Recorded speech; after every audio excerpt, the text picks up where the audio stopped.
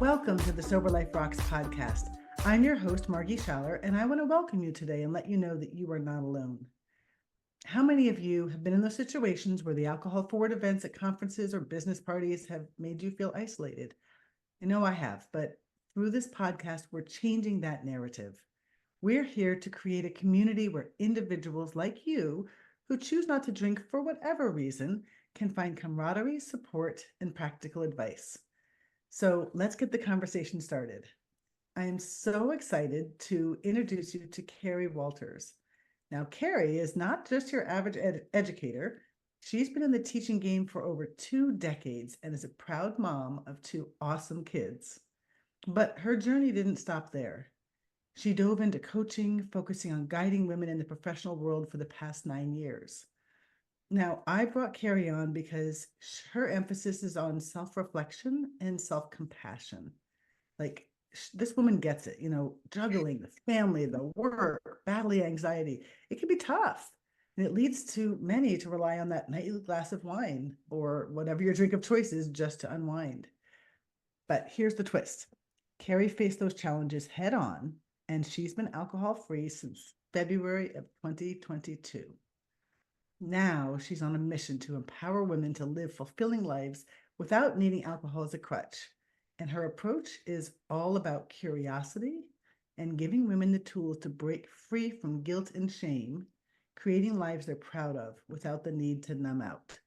Now, if that isn't a good match with Sober Life Rocks, I don't know what is. Cari, welcome to Sober Life Rocks podcast. Oh man, thank you so much for having me.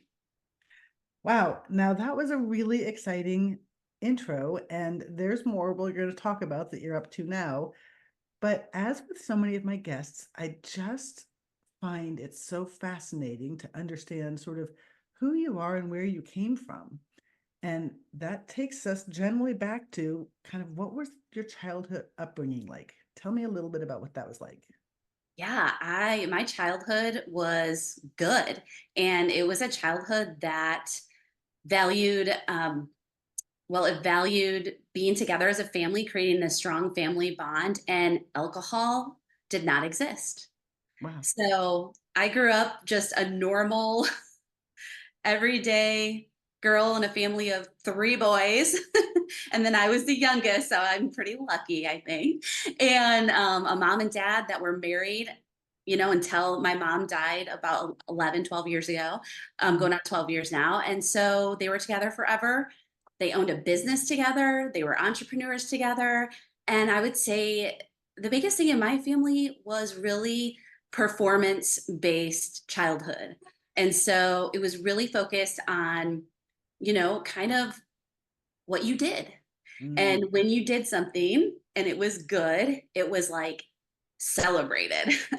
And I even noticed as a little girl, like I had anxiety from that.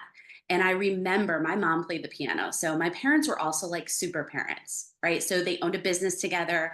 My mom was an entrepreneur with my dad. She answered the phones. The kids, we ran the business together. Like the kids did the billing and we put on the stamps and get it out to the customers. And it was like, everything was like high achievement. Uh-huh. And outside of that too, my mom she worked in a preschool. Not sure why, because she worked for my dad and answered the phones, but she worked in a preschool and we were really involved in our church. And so my parents were leaders in the church.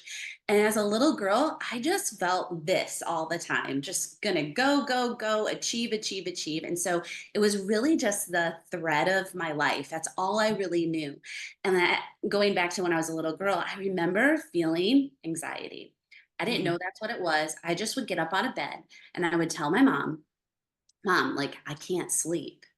Can you help me sleep? And she played the piano and she goes, oh, okay, I'm sorry.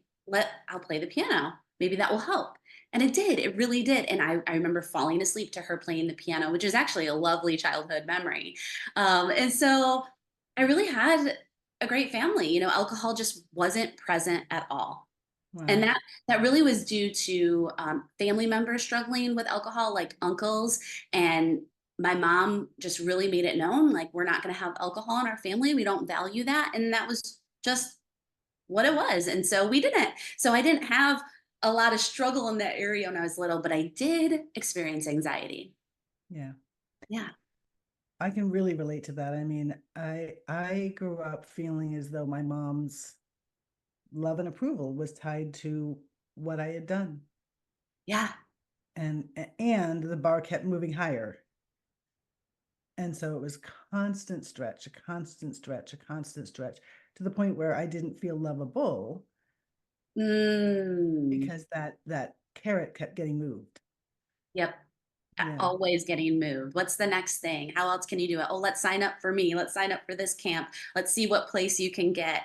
It's just, oh, can you make the starting team of this? And it just kind of was, Yeah. I And feel not that out there's of breath anything just wrong. thinking about it. Not that there's anything wrong with parents Yeah. encouraging their kids to grow and strive and try. But for me personally, the result was like you, feeling anxious and really developing a perfectionist streak, because that was my desire, was to be loved and lovable, and that was the answer to it as far as this little girl knew. Yeah. Yep. I can resonate So with. so fast me forward then, when did alcohol enter your life, and how did that look? Yeah, it entered my life very briefly when I was 17. I had a friend that was a little older than me, and I kind of wanted a little rebellion as a teenager does. I think it was totally appropriate. And I went and slept overnight at her house. She was a few years older than me, and I had a rum and coke for the first time. Ooh. And I remember I did not like how it tasted, but I loved how I felt. Mm. It was like finally. Such a common thing. I mean, the taste, when you haven't had it before, we're drinking ethanol, flavored Yeah. ethanol. And so, of course, it tastes disgusting. Yeah. Yeah. Exactly. And it's like, oh, we don't know it at the time. And I'm like, this is terrible, but I love how it made me feel. Yeah. Considering sort of the high achievement drive that I had growing up and just as a familial unit. So after that, actually, I didn't dabble with it any longer. I'm also kind of a rule follower.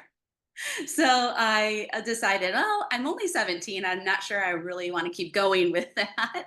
And I dabbled, like I went to Canada when I was 19 and 20 so that I could go have a beer. I remember that. And I was in college, but outside of that, I waited till I was 21. So just a couple instances. And, my brothers came out for my first drink with me. I remember that. And it was a big deal. It was like, Mm. you turned 21, finally. Ooh, Yes, it was, it they've was, come. yeah, you're like of age now, And so that was super fun. It really was.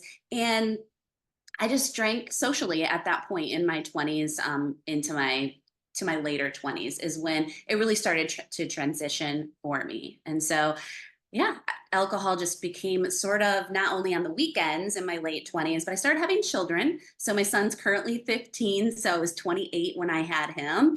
And I noticed a lot of new anxieties with having a baby. And we did not live in Michigan where we live currently. We lived in New Jersey. And so we were going through some interesting times there, and my anxiety increased. And I noticed okay, I deserve this wine. I earned this wine. Wow, mom life is hard, and juggling a job is hard. And where's my relief? And I just found it at night with my wine. And so that's really where I was using alcohol to sort of self medicate. But at the time when I was in it and into my early 30s, I didn't know that's what I was doing. I just thought like it was just like a belief at that point, like, this is what I do to celebrate. This is what I do to take off the anxiety. This is what I do to have a good time. This is what I do to socialize.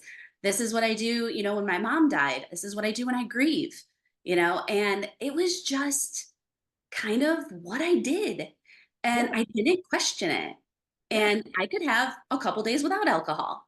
It's just kind of just became a part of me very gradually, going from the weekends to the weekdays, hump day Wednesday, thirsty Thursday. Like I like to put those out there for everybody that's listening, because I always needed like an excuse. So not only was momhood and having two small children and juggling a work from home job in the business community, because I did transition from education into coaching women and helping them build their businesses. which was a lot of at-home work, but the kids were still home. So Mhm. not only that stress, but then just, I mean, you network and you drink. It just was a part of everything that I did. And so it went from Wednesday, Thursday, Friday, Saturday, Sunday to Monday through Monday. And Yeah. it just snuck on up on me really quickly. And it really was starting to affect my marriage and relationships.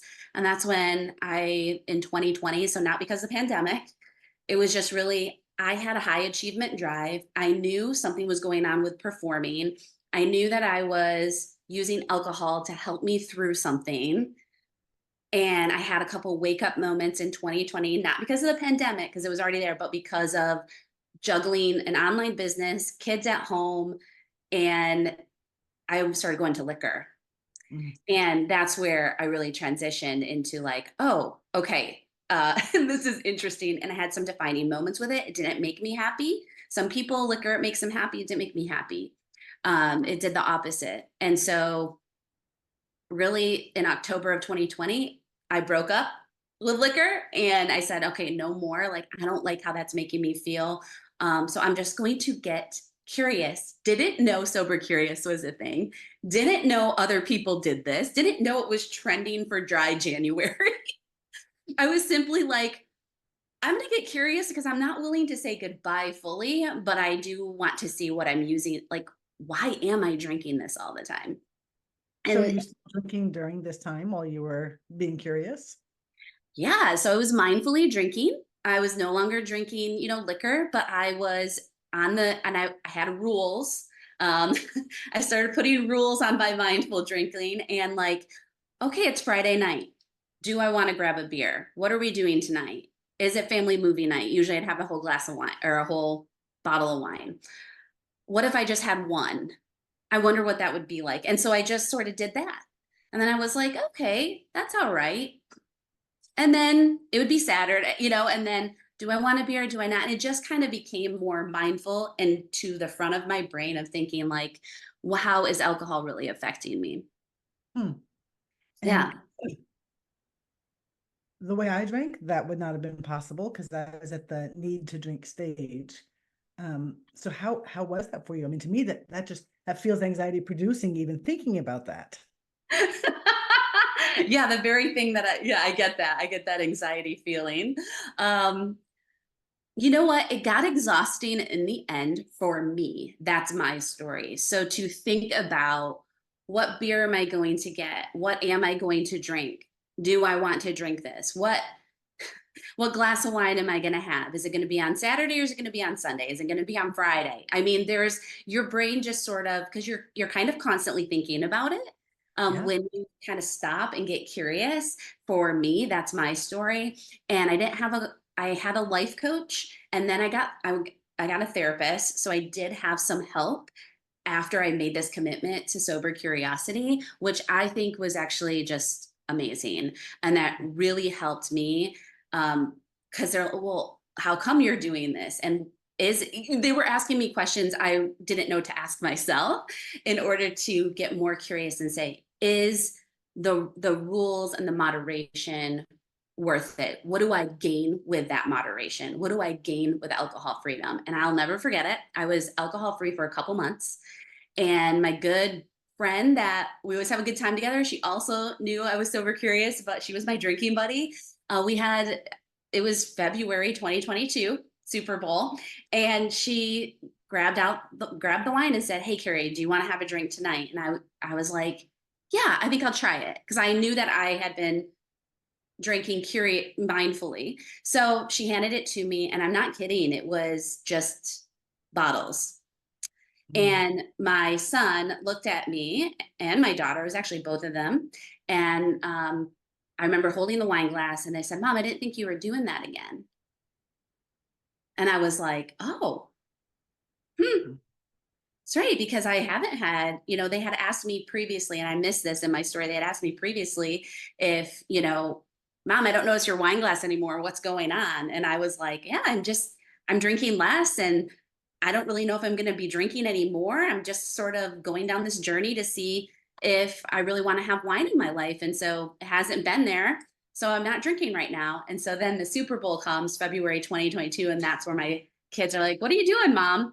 And I was like, "Oh, tonight," I remember saying this, "tonight I'm choosing this, and we get to choose things in life. And so I'm just choosing this tonight."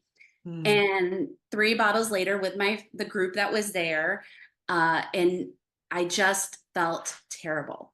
mm, I felt terrible. I hated how I felt. I hadn't been drinking in months.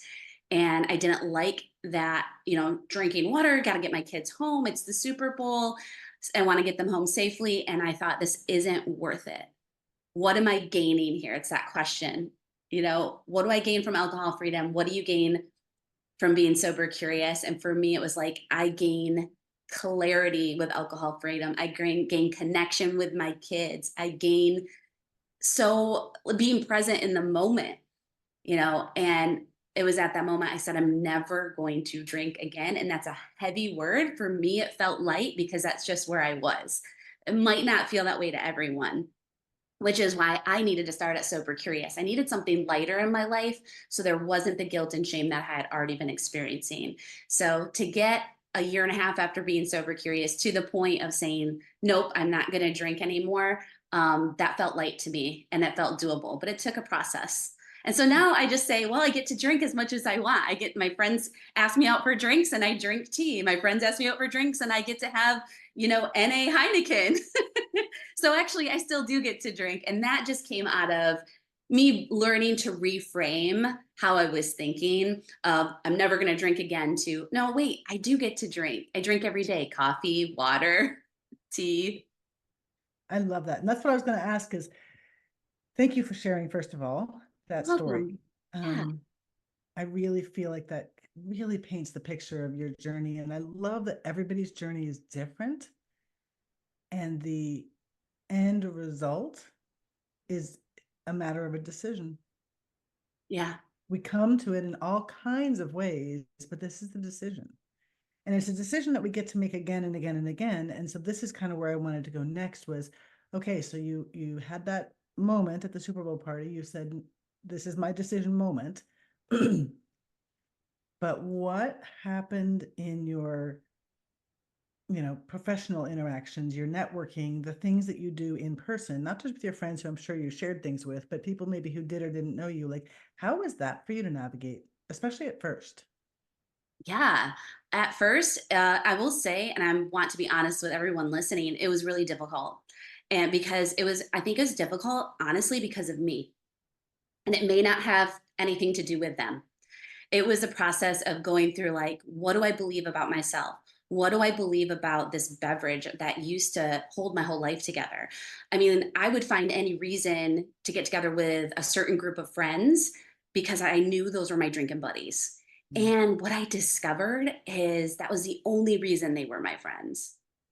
mm, And so I did have to let a group of people go and realize, okay, that wasn't serving me anymore. And it wasn't a slam on them as people. It was what I needed to help me move forward and being alcohol free. And my truest desire in gaining alcohol freedom was connection. And if I wasn't feeling that connection with those friends, then I don't know if it's serving me anymore. mhm, And so that was really difficult. That was about a year process from 2022 to 2023 of really, what are my values? what what am I going to gain from this, and who are my people? And I had always been told in the business world, and I told this to my team when I was a business coach, you're the 5 people that you hang out with. mm, Research shows that.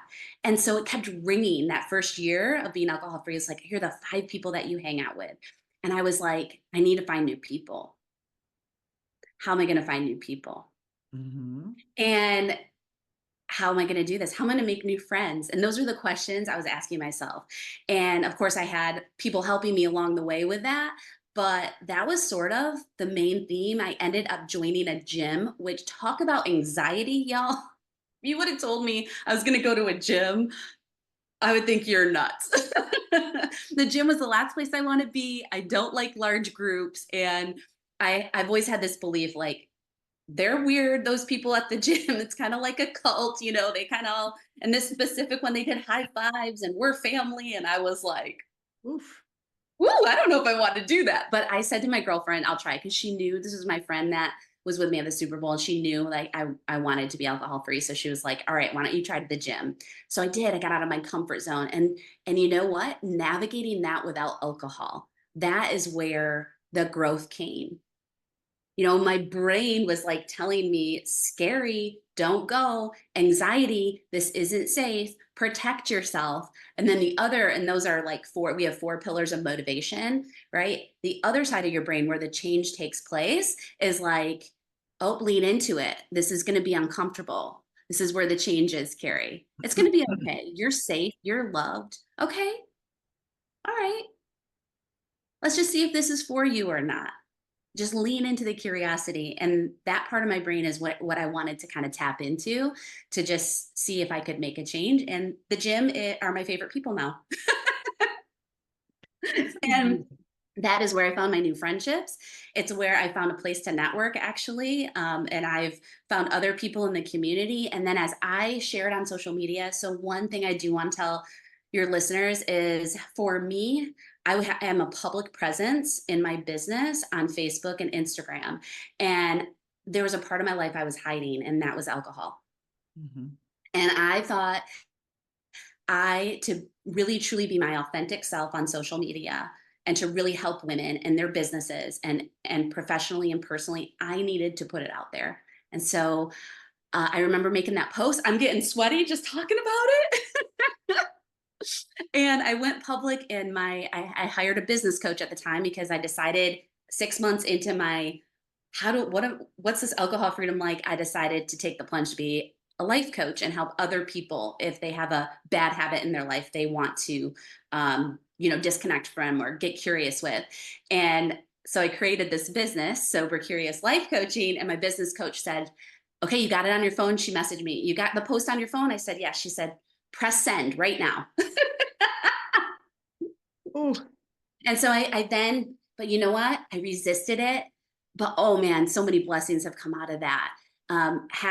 Being my authentic self on social media, and being the Carrie, and I am spiritual, that God created me to be, and it's authentic and it's beautiful, and I can no longer hide. It gave me more freedom than I ever realized. And with that came people in my inbox and talking to me and saying, oh my goodness, I didn't know that, but I struggle too. Oh my goodness, I didn't know that. Like, I have this friend, maybe you want to connect with her. And it was just beautiful. And that's I kind of my I first year. have to I have to say I so relate to that. Only it took me 18 and a half years to go public with my decision not to drink. And the first thing that happened was I felt like my cells were rearranging themselves, because I was no longer wearing this shield, this mask, this like, I present as one thing, but I don't talk about this other thing. And it just felt like I was coming into my body in a whole new way. Yeah. Yeah. And in addition to that, yes, I mean, all the things you just said, people coming to me with stories and support in ways that I'd never imagined. Yeah. Um, Fascinating. Now, It truly is. on the flip side, did you lose any business as a result of this going public?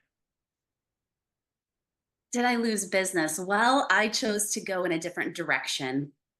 I I don't know. That's a great question. I don't think that I did. And the reason I say that is because I always chose to kind of be a step ahead of where I knew I was going. Like, I was no longer fulfilled in the company that I was with, marketing and building a team. And I remember talking to that company and the people that I was building with, and just saying, I need a break. Like, I'm not sure this is who I am anymore. And she was so gracious and kind, and we were crying together. And so I guess I did lose business, in the sense of, I decided I was done promoting. And I chose, what am I going to do next that's more aligned with my authenticity? And so, yeah, I think I gained authenticity, and I may have lost profit, but at that moment, I think that's one of people's biggest fears is, if people find out that I'm not drinking. And if people find out that it's because I was challenged with my drinking, I'm going to lose business. I'm going to lose credibility. People are going to doubt me. Um, and I think what I heard you say in two regards was first, with regards to your friends, that those relationships were no longer serving you. And now with this business that you were part of, that was no longer serving you. For me, I have heard stories like that, that we put ourselves into situations that match the lifestyle that we're choosing. And when we make a new choice, some of those decisions need to be re-examined. Yes, that's right. And that's okay. It's totally okay. It's totally okay. And the only thing I would say to anyone listening that's in that and that's fearful of losing business, losing friends, and man, just kind of that thought of losing is find someone to walk alongside you. Mm, Find that support group, find that friend on social media that's also alcohol free and maybe has gone public with it. Find yeah. maybe you're close to your mom and you trust her or your dad. I don't know, but find someone to support you. I think that'll make all the difference in the world, and someone that believes in you and gives you that unconditional love. And I had that in a business partner that I had. She Mm-hmm. just I said she saved my life, but she said God saved my life. There's a song, and your listeners can go listen to it, by Andy Grammer, called You Saved My Life. And every time I think about what I lost, I remember what I gained, and that was my life back. Mm-hmm. Absolutely. Oh, amazing. Okay, Carrie, I want to make sure that we touch on two things that are really important to me. Yes. The first is, this whole story started with you being a child in a high performing family, Yeah. and adopting that for yourself, and the go, go, go, and the anxiety that was rooted in you. And all of these things we talked about how alcohol helped you deal with that anxiety for a period of time.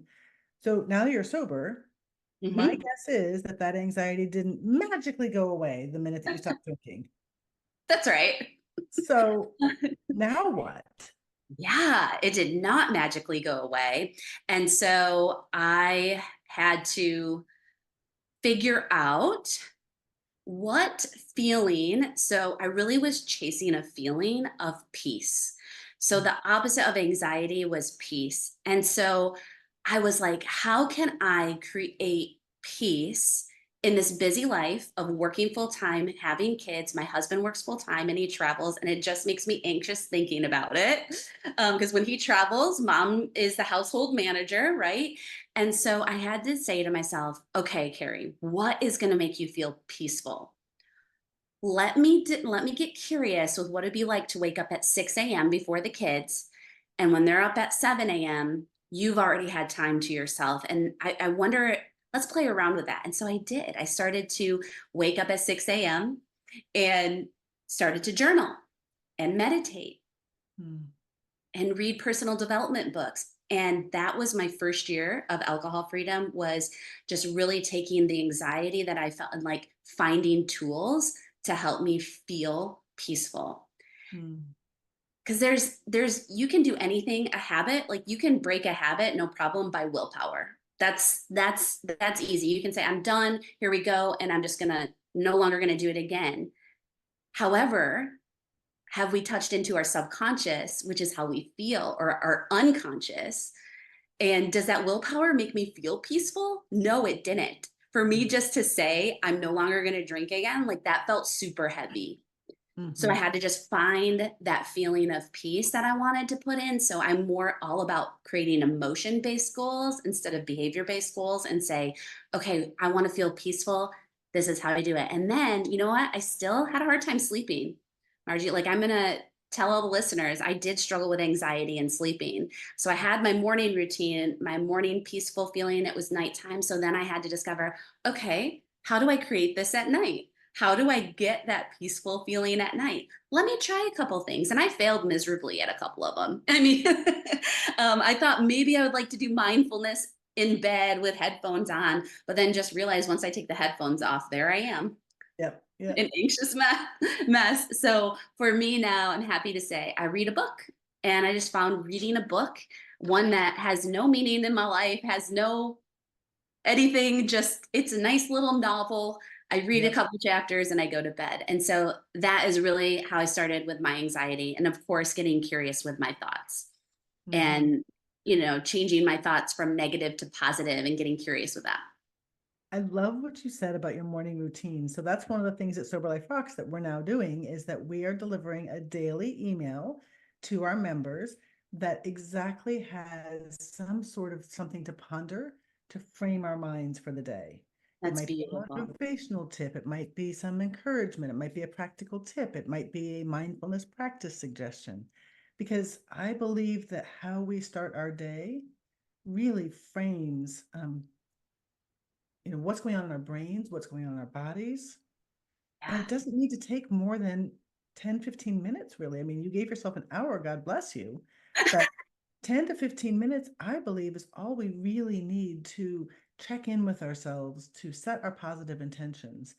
And then throughout the day, recheck in, breathe, re-center as many Right. times as we need to. Yeah. As Yeah. many times as we need to. We can find 5 minutes in between things to just stop. I have a girlfriend who her closet is sort of made up all pretty for herself. And when the household stuff is going on too much, she literally goes into her closet and everybody knows it's mommy's closet time and just Love sits it. for 5 minutes and just has that moment with herself. When I Mm. had little kids, it was the bathroom. I mean, really, you sometimes have to have a safe space. Yes, you do. Absolutely. Yeah. That's beautiful that are those the members? Yep. And so that's so awesome that they get that tip every single morning.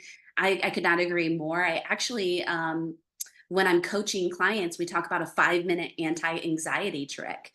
It only takes 5 minutes. Nice. So correct. Absolutely. Okay, last thing, I want you to talk about you have something that you told me about how habits keep you stuck. Can you just give me a quick little primer on that because I want people to be curious about getting to know more about you and connecting with you and your business. Oh, thank you so much. Yeah. So, one of the things that I've added to Sober Curious Life Coaching is being able to present to businesses and nonprofits if they're feeling stuck personally, but also professionally in their life, kind of looking at that and saying, okay, what is keeping you stuck? Is there something keeping you stuck? How can we get you unstuck? Because sometimes a business, the CEO really runs the business, right? And if they're growing, usually the business is growing. At least I found that in my years of coaching with women. If I'm one step ahead and I'm constantly learning and growing, then my business is going to grow. And so I believe sometimes businesses, nonprofits, whatever profession you're in, can stop and take a halt. And then I get to come in and say, hey, I wonder why. I wonder what's going on here. What are some of the let's get curious with some of your thoughts, and we really take what's going on in your unconscious and bring it up to your conscious mind and get super aware of maybe some of the beliefs that are holding you back. Maybe they could be personal beliefs or professional beliefs, and then we sort of go through all the thoughts around those beliefs and we start to unravel what that can look like. And then I offer free workshops right now to businesses and nonprofits. It's about 30 minutes where you can book that at my website, sobercuriouslifecoaching.com. And you can book a free workshop with me and where I just kind of talk to yourself and all of your colleagues about, hey, if you're feeling stuck, let's see how can we unravel this, and we go through a process of liminal thinking. And anyways, it gets a little heady, but And so do people have to be sober curious to take part in that? no, absolutely not. Nope, you can still be drinking or you could, I mean, just come as yourself, right? And maybe there's something there. And maybe in the end, we'll find, maybe anxiety is something for me. Anxiety is holding me back. Maybe screen scrolling is holding me back. A lot of people, before they go to bed, they scroll. And that does something to your brain. And so we talk about that. We talk about all kinds of maybe habits that you have that you don't even know are there. And we just bring them into your conscious reality and we just give it a little curiosity. I love that. I love that so much. Cari, thank you for coming on. Thank you for sharing so much. There's so much gold here. And I'm going to go back when this is all done and re listen to it again because you're really, really smart. Oh, thank you so much. Yeah, I you're really really smart. appreciate that. I'm just going to soak it in because I don't know about you, Margie. I want to be like, no, it's okay. But Well, thank you. I will accept. thank you. And everybody, I want to thank you again for joining us today. Remember, no one ever regrets not drinking the morning after. And every decision you make today shapes the smiles of your tomorrows. So keep making choices that brighten your world and the world around you. Until next time, thank you.